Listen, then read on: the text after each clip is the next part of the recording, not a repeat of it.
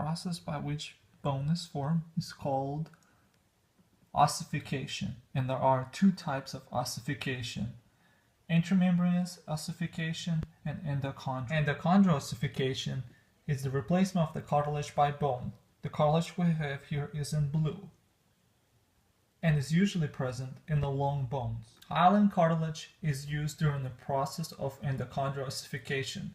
It's primarily made up of chondrocytes.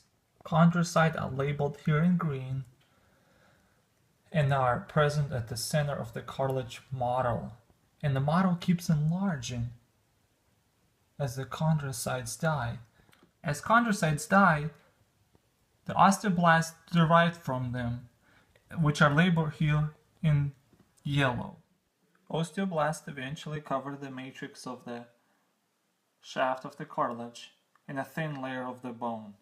As pericardium converts into the osteoblast, those osteoblasts eventually cover the shaft of the cartilage in a thin layer of the bone. This is also important to note that blood vessels play the key role in the process of endochondral ossification. They slowly make their way into the inner part of the cartilage. The newly formed osteoblasts form primarily ossification center, which is here in yellow. This is also the area where a lot of spongy bone is present. As those chondrocytes die, they produce a lot of pockets, and it's spongy-like formation of the bone. The bone of the shaft thickens, and the cartilage near its epiphysis, which is the rounded end of the long bone, is replaced by the shaft of the bone.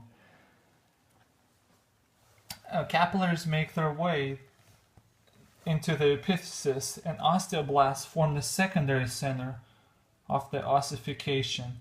Secondary center of the ossification usually appears after the human is born and until the years of the adolescent years. At the end of the bone, we have some articular cartilage present right over here. Articular cartilage at the end of each bone helps to create a joint between two bones.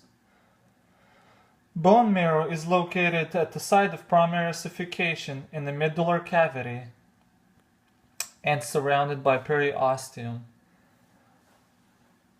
As you can see here in the middle of the bone, which is also known as diaphysis of the bone, and epiphysis is given a name to each end of the bone. Osteocyte, which is the name of the bone cell, is located in lacunae, the cavity of the bone.